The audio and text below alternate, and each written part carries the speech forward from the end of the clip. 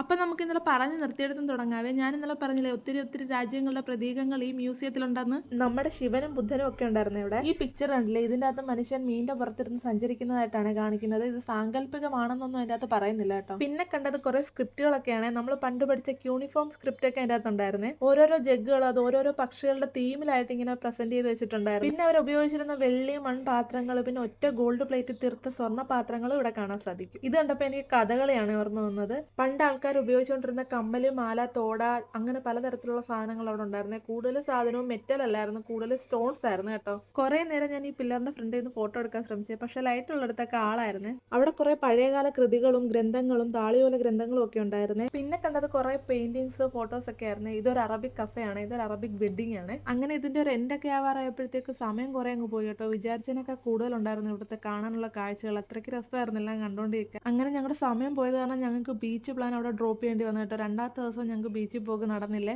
ഇതിന്റെ ബാക്കിയായിട്ട് ഞങ്ങൾ തമ്മിൽ പരസ്പരം പറഞ്ഞ് അവസാനം ചെറിയൊരു അടിയൊക്കെ ആയി കേട്ടോ. ഇവിടുന്ന് എന്തായാലും ഞങ്ങൾ ബസ്സിൽ കയറി വണ്ടി എടുത്തിട്ട് നേരെ വീട്ടിലേക്കല്ലേ പോയത്, മറ്റൊരു സ്ഥലത്തേക്കാണ്.